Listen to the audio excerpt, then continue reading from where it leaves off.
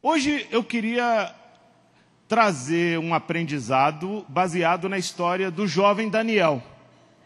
Daniel que foi levado escravo para a Babilônia. Para você que não sabe, a Babilônia é o mesmo lugar onde se construiu a Torre de Babel. Hoje é o Iraque. Aquela região se tornou muito poderosa, era um grande império. E a história de Daniel aconteceu durante o reinado do tirano Nabucodonosor, o grande rei, conhecido pelos jardins suspensos, que é uma das 7 maravilhas do mundo, pelas grandes construções da Babilônia. Então isso quer dizer que Daniel veio dessa época. Se a gente for observar, tem algumas ruínas, como da cidade de Zigurate, que mostram o templo babilônico com toda a sua suntuosidade. Era um grande império. E o pano de fundo é que o povo de Israel pecou contra Deus, Deus mandou seus profetas, Deus enviou as pessoas dizendo, voltem-se para mim, o povo não quis voltar, e aí Deus tirou a mão de proteção, porque quando a gente peca e não se arrepende, Deus para de proteger, e aí veio o rei da Babilônia, sitiou Jerusalém, conseguiu entrar em Jerusalém, destruiu o templo, pegou todos os tesouros do templo, matou muita gente, 200 mil pessoas aproximadamente foram assassinadas, destruíram, roubaram tudo que tinha. Mas eu queria contar a história de Daniel, porque eu queria que a gente aprendesse sobre alguns desafios que Daniel enfrentou e como ele conseguiu superar isso. Eu sei que nós também enfrentamos desafios. Eu sei que nós enfrentamos perdas, eu sei que nós enfrentamos situações difíceis, mas como é que a gente pode superar isso? E eu queria que a gente aprendesse com Daniel a como superar isso. Amém? Então, a primeira parte da mensagem, eu queria ler Daniel, capítulo 1, versículo de 1 a 4. Projeta para mim, e eu queria que você lesse comigo bem bonito. Vamos ler juntos? Vamos lá? No 3º ano do reinado de Joaquim, rei de Judá, Nabucodonosor, rei da Babilônia, veio a Jerusalém e a sitiou. Olha o que eu contei, hein? E o Senhor entregou Joaquim, rei de Judá, nas suas mãos, e também alguns dos utensílios do templo de Deus. Ele levou os utensílios para o templo do seu Deus, na terra de Sinear, e os colocou na casa do tesouro do seu Deus. Você viu? Pegou o tesouro do templo de Deus e levou para o Deus deles. Versículo 3. Então o rei ordenou que Aspenaz, o chefe dos oficiais da sua corte, trouxesse alguns dos israelitas da família real e da nobreza. Olha só, ele fez uma seleção. Quem eram as pessoas? Jovens sem defeito físico, de boa aparência, cultos, inteligentes, que dominassem os vários campos do conhecimento e fossem capacitados para servir no palácio real. Ele devia ensinar-lhes a língua e a literatura dos babilônios. Vamos parar por aqui. Então, primeiro ponto. Nabucodonosor levou escravos os mais nobres do povo. A turma mais ralé, ele matou. Quem sobrou foi levado como escravo para poder trabalhar na casa do povo. Mas os melhores, quer dizer, os mais inteligentes, os mais bonitos, está escrito aí, sem defeito físico, de boa aparência, os mais cultos, ele trouxe para dentro do templo para poder, de repente, eles fazerem parte da cultura babilônica. Jovens inteligentes que foram feitos eunucos, na maioria das vezes, quando eles traziam jovens de outras nações, eles castravam esses jovens para poder morar no palácio. Foi em torno de 10 mil pessoas. E dentre os cativos havia centenas de jovens judeus. E dentre esses jovens haviam 4 que a Bíblia destaca: Daniel, Ananias, Misael e Azarias. Olha aí, Daniel, Ananias, Misael e Azarias. Estavam entre os prisioneiros. Vejam, o que aconteceu com esses 4 jovens? Eles perderam tudo. Perderam a família, com certeza os pais morreram, perderam os amigos, perderam a dignidade, eles estavam longe dos seus pais, eles não tinham mais uma nação, uma bandeira, mas mesmo assim, com tudo isso, eles tomaram a decisão de serem fiéis a Deus. O que me destaca, o que traz para nós aqui é que mesmo perdendo, mesmo sofrendo reveses muito grandes, mesmo a gente tendo dificuldades, mesmo sendo escravos, a gente pode tomar a decisão de ser fiel a Deus. Todos nós na vida enfrentamos perdas. Sabe qual é o problema? A juventude moderna vem de uma geração mimada. E a gente vê que essa nova geração não está acostumada a ouvir não. Eles estão acostumados a conseguir tudo que querem. E por isso que a gente vê que vários jovens não estão preparados e se desesperam por um simples não. O não de uma entrevista de emprego. Tem jovem que quer matar o cara porque disse não para ele. O não de uma namorada, ou de uma menina que gosta, ou de um rapaz que gosta. Nós temos visto o aumento de números de suicídios e de assassinatos por causa desse tipo de situação. Por quê? Porque a pessoa não aguenta ouvir não. Ela não aguenta perder. E perder, irmãos, faz parte da história de todo mundo. Nós precisamos aprender isso. Nós vemos que quando um cristão sofre uma perda, como é que ele consegue superar? Como é que você consegue superar uma perda, uma dificuldade? Primeiro, com a ajuda do Espírito Santo. Porque mesmo se você perder alguma coisa, você nunca vai perder a sua fé. A fé em Deus vai manter intacta. Amém? Através do Espírito Santo, a gente pode ter uma vida com Deus e uma vida cheia do Espírito Santo. Então, a primeira coisa que a gente aprende é que a história desses quatro conta que mesmo passando por situações difíceis, e eu e você, se a gente for contar a nossa história, nenhum de nós passamos por uma situação tão difícil como eles. Nenhum de nós foi levado como escravos, nenhum de nós fomos levados para uma nação à força, não, nós estamos aqui no nosso mundo.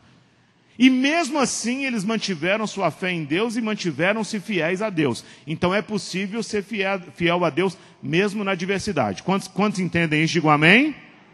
Segunda coisa que me chama a atenção é o versículo 5 e 8. Vamos ler o versículo 5 e 8? Vamos lá? Olha só o que diz, Daniel 1, 5 e 8. Vamos lá? O rei designou-lhes uma porção diária de comida e de vinho da própria mesa do rei. Eles receberiam um treinamento durante 3 anos e depois disso passariam a servir ao rei. Olha o versículo 8, vamos ler juntos. Daniel, contudo, decidiu não se tornar impuro com a comida e com o vinho do rei e pediu ao chefe dos oficiais permissão para se abster deles. Olha só que coisa interessante, gente. Aqueles jovens eram privilegiados em relação aos outros. Por quê? A maioria morreu, foi assassinada. Alguns que foram levados escravos comiam o resto do resto do resto. É igual porco, comia lavagem. Mas o rei decidiu que esses que foram levados para dentro do palácio comessem o que ele comia. Eles tinham que comer do melhor. Mas mesmo assim, Daniel descobriu que a alimentação do rei era baseada em carnes de animais sacrificados aos ídolos da Babilônia. Quando ele descobriu que a carne que chegava para a mesa do rei e também para a mesa deles era uma carne sacrificada a ídolos, ele disse, eu não vou me contaminar. Daniel preferiu comer legumes, Daniel preferiu comer frutas e verduras. Interessante, a decisão de Daniel se fosse um de nós, puxa vida, eu sou privilegiado. De certa forma, né, aconteceu uma desgraça com a gente, mas estou pelo menos comendo bem, estou aqui no palácio. Não, ele disse, eu não vou comer dessa comida, eu não vou me contaminar. E ele decidiu comer, gente, o que a gente hoje come, mas só para emagrecer, sério mesmo. Esse negócio de comer legumes, verduras. Olha, irmãos, eu não sei contar vocês, mas eu posso dizer para você que se a pessoa virar para mim assim, aquele prato de salada, e ele comer e falar assim, que delícia, eu falo assim, gente, a gente tem que repetir isso várias vezes para a gente acreditar. Porque a gente come porque tem que comer, e é necessário, não é não? A gente tem que comer salada, a gente precisa comer fibra, mas bom mesmo é aquela picanha maturada com aquela gordurinha do lado, que você põe na boca e você fala, Deus, que coisa maravilhosa, né? É aquele outro prato maravilhoso, porque esse negócio de comer só folha, a gente precisa comer, tudo bem. Eu acho até que se a gente ficar repetindo para a gente assim umas 10 vezes por dia, é gostoso, é gostoso, é gostoso, é capaz da gente até acreditar que é gostoso. Mas, sinceramente, esse negócio de ficar comendo folha e dizer que maravilha, eu sinceramente... Mas Daniel decidiu. Ele decidiu comer legumes, frutas e verduras. E a Bíblia diz que Deus abençoou eles, porque eles fizeram um desafio, né? Pediu a permissão, ele pediu a permissão. Foi lá no chefe dos eunucos e pediu a permissão. Será que a gente pode se abster de comer essa comida? E você faz um teste com a gente. Deixa a gente um dia, deixa a gente uma semana, um mês, 2 meses comendo essa comida. Depois você faz um teste para ver se a gente está mais raquítico ou a gente está melhor. E a Bíblia diz que eles decidiram fazer isso. E o resultado da obediência foi que Daniel e seus amigos ficaram mais fortes, Daniel e seus amigos ficaram mais saudáveis do que os outros jovens, porque Deus abençoou. Sabe o que a gente aprende aqui, irmãos? Que se a gente quer servir a Deus, a gente precisa aprender a controlar os nossos desejos. Você sabe o que é o hedonismo? É uma filosofia grega, lá de trás, que ensina a fazer tudo que sentir vontade. É mais ou menos o importante é ser feliz. É o que todo mundo hoje quer. Se a pessoa hoje quer separar, ele fala, eu quero separar porque eu quero ser feliz. Se a pessoa hoje quer fazer coisa errada, ele fala, eu quero fazer coisa errada porque eu mereço ser feliz. E as pessoas na busca dessa felicidade, que é o hedonismo, não conseguem controlar seus desejos. Sim ou não? Esse é um lema do mundo atual. A gente vive à volta do hedonismo. Mas essa filosofia é muito perigosa, porque se a gente viver na busca do prazer, os nossos desejos se tornam incontroláveis. Ao invés da gente controlar os desejos nos controlam. E a gente tem que tomar muito cuidado com isso. Voltando à história da comida, eu me lembro nos vários regimes que eu já fiz na minha vida, que dos médicos que eu fui, foi um endocrinologista que eu fui, ele me passou uma receita, gente, para emagrecer, que quando eu dei uma olhada naquele negócio, eu falei, misericórdia, doutor, não tem nada gostoso aqui não, que eu posso incluir aqui nesse negócio, não? Ele falou, Daniel, deixa eu te falar um negócio. Geralmente tudo que é gostoso engorda e faz mal para a saúde, quando é muito gostoso. Por quê? Porque aquilo que é muito gostoso é feito às vezes com muito açúcar, é feito com coisas que muitas vezes... um sorvete é uma delícia, mas é gordura hidrogenada, às vezes vai direto para a veia. Quando ele me disse isso, eu falei, mas que coisa, quer dizer que a gente tem que se abster mesmo, a gente tem que se controlar mesmo para não morrer mais cedo, né? É verdade. E você sabia que na vida espiritual também é assim? Tudo aquilo que parece muito gostoso, geralmente faz mal para você espiritualmente. A gente tem que aprender a controlar os nossos desejos. A gente precisa aprender a controlar, porque se a gente não controlar os nossos desejos, nós somos controlados por eles. E até gente que está na igreja hoje usa aquele argumento assim, não tem nada a ver. Cuidado com isso, gente. Que história de não tem nada a ver?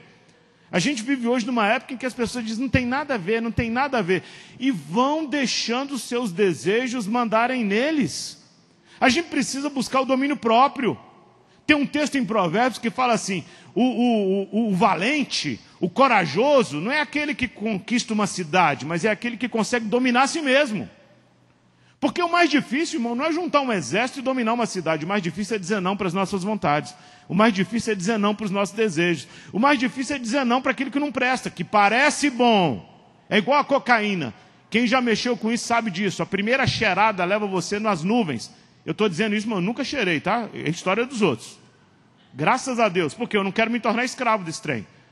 A pessoa dá aquela cheirada, viaja, ele quer mais. Só que aquele trem que pareceu bom, vai deixar ele escravo. É isso que a gente tem vivido. A gente precisa pedir o domínio próprio. A Bíblia diz que o fruto do Espírito é amor, paz, paciência, domínio próprio. Nós precisamos pedir isso.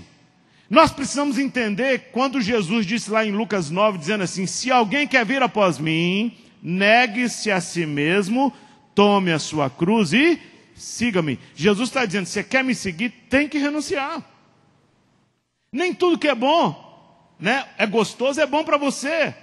Jesus usou esse texto para mostrar que na vida cristã a gente precisa controlar os nossos instintos. A gente tem que renunciar todo dia. Nós como animais temos instintos como todos os animais. Buscamos prazer, todo animal busca isso. Nós como animais, nós somos animais também, nós temos uma certa agressividade, é uma forma de se defender. Todo animal tem isso também. Mas nós somos animais racionais, a gente pode controlar os desejos. A gente pode dizer não para aquilo que não é bom para a gente.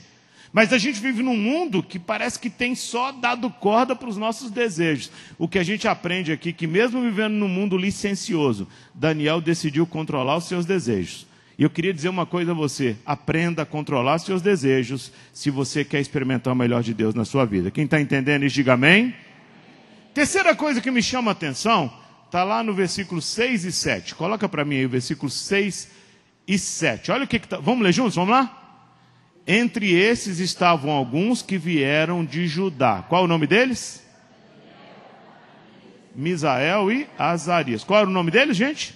Daniel, Ananias, Misael e Azarias. Olha o que o rei fez. Vamos lá no versículo 7. O chefe dos oficiais deu-lhes novos nomes. A Daniel deu o nome de Beltesazar. A Ananias, Sadraque. A Misael, Mesaque. E a Azarias, Abidnego. Por quê, gente? Porque você sabe que um judeu geralmente tem alguma coisa de Deus no nome dele. Por exemplo, a palavra Elohim, que é o Deus Criador. El.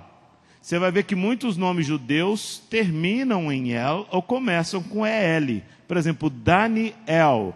O que significa Daniel? O El significa Deus é meu juiz. Joel, Deus é salvação.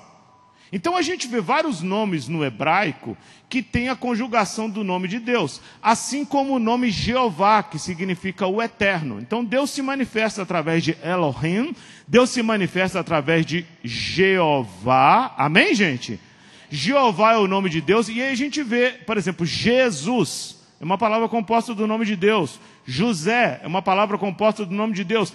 Então a gente vê aqui que esses rapazes vieram de uma cultura em que Deus fazia parte tanto deles que até o nome deles indicava Deus. O nome deles indicava que eles eram de Deus. Mas o que o rei da Babilônia fez? Espera aí, primeira coisa, eu tenho que arrancar a identidade deles. Você sabe que o diabo tem tentado fazer isso? Arrancar a nossa identidade? Mudou o nome. Daniel, que significava Deus é meu juiz, teve o nome mudado para Beltesazar. O que significa Beltesazar? Baal te proteja. Baal era o Deus da Babilônia. Ananias, que significa Jeová demonstra graça, teve o nome mudado para Sadraque. Sadraque é o Deus da lua. Misael, que o nome significa quem é como Deus, teve o nome mudado para Mesaque, que significa quem é como Acu, que é o Deus da lua. Misael, aliás, Azarias, que significa aquele que Deus ajuda, teve o nome mudado para Abidnego, que significa servo de Nebo, que era um deus também da Babilônia. Você viu a estratégia que foi usada para que eles perdessem sua identidade? É isso que o diabo tenta fazer com a gente hoje. O mundo tem tentado arrancar a identidade dos nossos filhos. Olha como o diabo tem agido no mundo. Eles têm trazido em pleno século XXI algumas ideologias que são direto do inferno, tem cheiro do enxofre, para tirar a identidade das pessoas. Por exemplo, a ideologia de gênero, que eu fiquei muito feliz que o Bolsonaro bateu firme contra isso na ONU. Aliás, com relação ao discurso do Bolsonaro, gente, eu lavei minha alma. Lavei a alma. A imprensa esquerdista odiou, mas eles têm que odiar mesmo, porque eles não gostam dele. Mas eu lavei a alma. O cara falou de Deus, o cara falou contra a perseguição dos cristãos, o cara falou contra a ideologia de gênero, o cara citou o nome de Deus várias vezes, o cara expôs a questão indigenista que eles usam como... e mostrou a realidade das coisas. Para mim foi o melhor discurso. Foi 10. Mas numa dessas ele falou sobre que eles estão trazendo alguma ideologia que tem negado a biologia. É a ideologia de gênero. Por exemplo, ninguém nasce homem ou mulher. De onde veio isso, gente? Pelo amor de Deus, vocês são inteligentes. Que ridículo! E esse negócio está sendo ensinado nas escolas. Como assim ninguém nasce homem ou mulher? Espera aí. A biologia diz que ou é XX ou XY. A biologia diz que nasce homem ou mulher. Agora, se a pessoa se sente mulher sendo homem, é outros 500. Não existe isso. Cada um nasce homem ou mulher. Quem está entendendo isso? Mas eles foram nas nossas crianças. Imagina, gente, se eu for num psiquiatra... Não, imagina. Eu vou num psiquiatra e falo com ele assim. Ele pergunta assim, seu nome? Eu falo, Silvio Santos. Ele fala, seu nome é como? Eu falei, sou Silvio Santos, sou apresentador de TV, sou dono do SBT. Aí o psiquiatra vai olhar para mim e vai falar, é doido, né? Ele vai pensar logo de cara, não? Aí ele vai me ouvir, como é que é seu nome é? Silvio Santos. Ele fala, não, mas você não é Silvio Santos. Eu vou dizer, mas eu me sinto Silvio Santos. O que o psiquiatra vai fazer comigo? Vai me passar um remédio ou me internar? Sim ou não? Maluco? Como é que você se sente Silvio Santos se você não é Silvio Santos? Agora, se chegar lá uma criança de 8 anos, um menino de 12 anos, dizer assim, qual é o seu nome? O rapaz é homem. Meu nome é Sandra. Sandra? Mas você não é do sexo masculino? Não, eu sou do sexo feminino, eu tomei essa decisão. Aí, em vez do médico falar, peraí, você tá com um distúrbio, ele diga assim, que legal, vou te passar uns hormônios. Você viu? Como é que é isso? Nós estamos vivendo, irmãos, a antítese da razão. A gente precisa tomar cuidado que tudo isso é estratégia para roubar a identidade. É muito fácil você manipular alguém que não tem raiz, que não tem fundamento, que não tem identidade. É muito fácil manipular. Eu estava conversando com a minha esposa, hoje o mundo está tão complicado, a gente vê essas filosofias e isso tentando destruir, né? Por exemplo, a feminilização do homem, que coisa, gente, hoje em dia tem lá a moda sem gênero, quer dizer, é como se fosse o homem vai vestir de mulher, a mulher vai vestir de homem. O que está por trás disso, irmãos? É liberdade, não, é destruição da identidade, gente. É a destruição dos fundamentos. Nós temos vivido isso, e eles querem calar a boca de quem bate de frente contra isso. Por exemplo, se eu disser que o islamismo incentiva a violência, e é verdade, porque eu já li o Alcorão, eles dizem, você é islamofóbico, cala sua boca. Aí, se não calar, eles me prendem. Se eu disser que o homossexualismo é pecado, porque a Bíblia diz que eles vão me chamar de homofóbico, e vão querer calar a minha boca. Você viu que o politicamente correto quer fazer todo mundo entrar na mesma forma. A gente tem que entrar todo mundo igual aqueles bonequinhos e pensar igual eles. Gente, a igreja existe para pensar fora da caixa. A igreja existe para ser sal e luz. Nós, como igreja, precisamos apontar o caminho. Você sabia que eles odeiam a igreja? Esses dias a revista Veja trouxe uma matéria, né, dizendo que a gente vai voltar à idade das trevas. E ele usou o argumento que voltar à idade das trevas é porque o conservadorismo cristão está aumentando. Eles não sabem que isso é que está segurando o país, é isso que está segurando o mundo. Mas para eles, isso aí é um absurdo. Eles chamam a gente de fundamentalistas. Eu acho legal esse nome, porque a gente tem fundamento.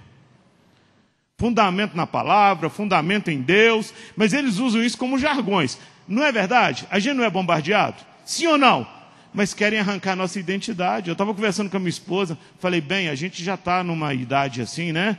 Essas coisas já não influenciam a gente, mas eu fico olhando as crianças, meu Deus. Como é que uma criança nessa época vai conseguir sobreviver a tudo isso? Sabe o que eu vejo hoje? Meninas que muitas vezes gostam da outra menina na escola, mas aquele gostar de amizade. O diabo conseguiu confundir a cabeça dela. Ela fala assim, eu acho que eu gosto de mulher. Não, querida.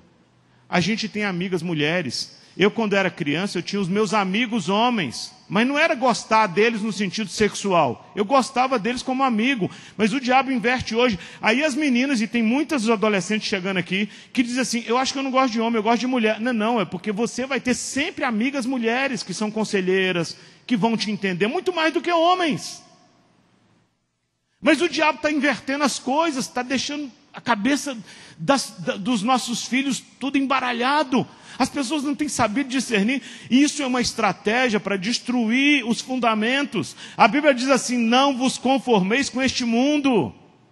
Mesmo Daniel indo lá para a Babilônia, gente, aquele lugar distante, mesmo Daniel estando ali naquele lugar, ele não perdeu sua identidade. Isso quer dizer, mesmo sendo pressionado pela mídia, mesmo sendo pressionado pelo rei, para se conformar com aquela nova cultura, ele diz, eu não vou conformar com isso, eu continuo sendo filho de Deus, ele continua sendo judeu. Não perca sua identidade cristã, diante de tantos valores deturpados que o espírito do anticristo vem baforando sobre o mundo.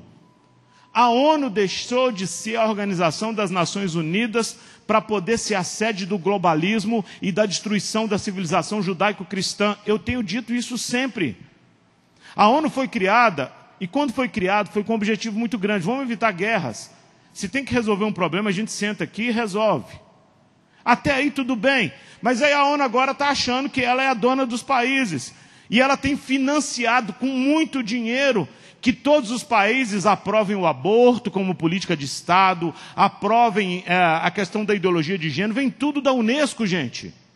A ONU não pode entrar nas nações dessa forma, ele não tem autoridade. A ONU não tem autoridade de entrar no Brasil e impor uma lei aqui não. Tem gente que não entende.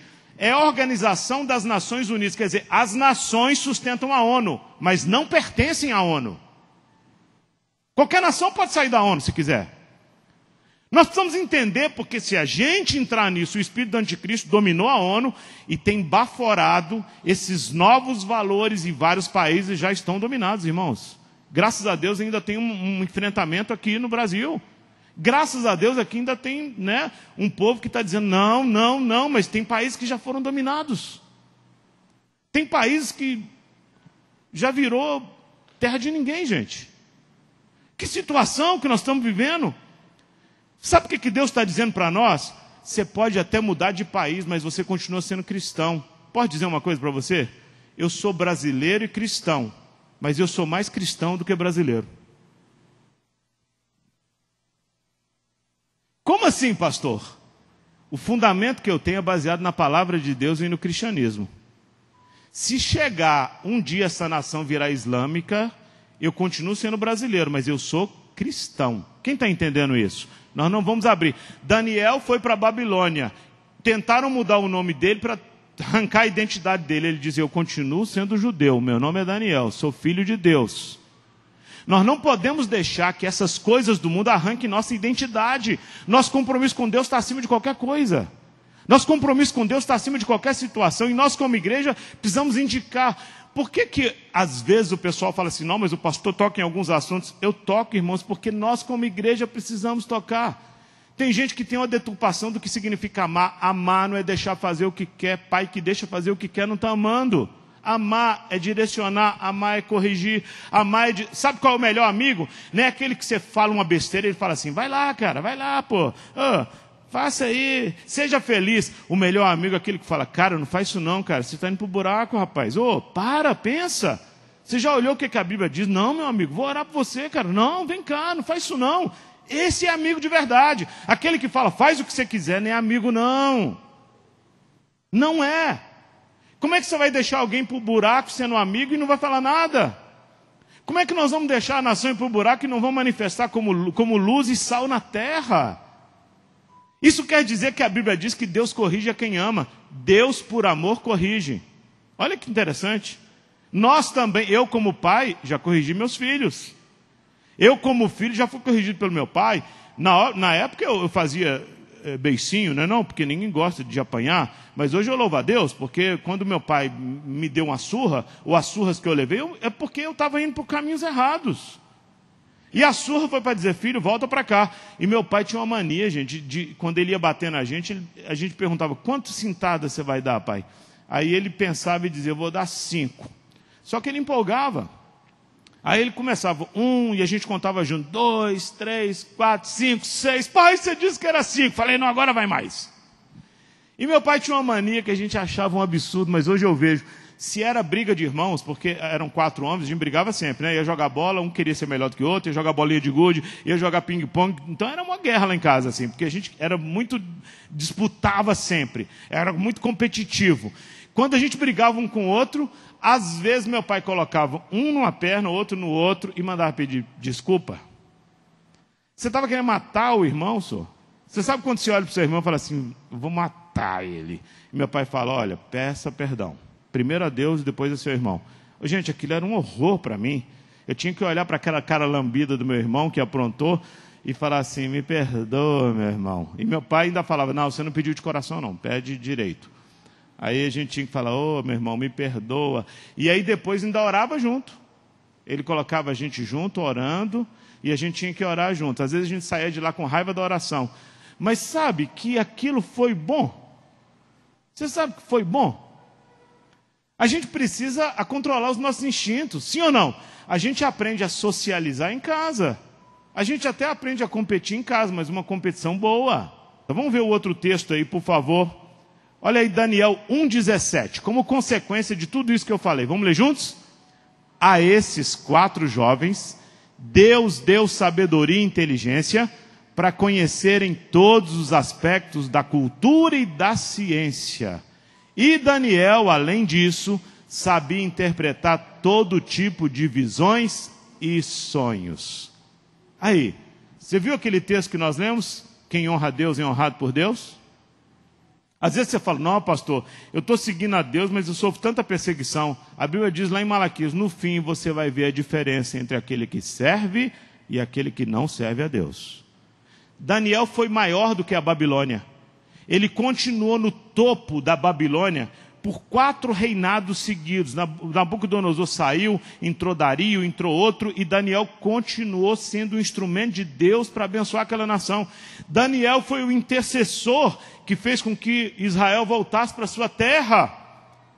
Mas por que isso aconteceu? Porque um grupo de jovens que tinham tudo para ficar revoltados, decidiram fazer diferença numa terra diferente. Isso quer dizer, se você tiver todos os motivos para ficar revoltado, ei, continua fiel a Deus. Se você tiver todos os motivos para ficar revoltado, você precisa fazer essas coisas que Daniel fez. Em primeiro lugar, você tem que aprender a superar as perdas. Segundo lugar, você tem que aprender a controlar os desejos. Esse é o mais difícil.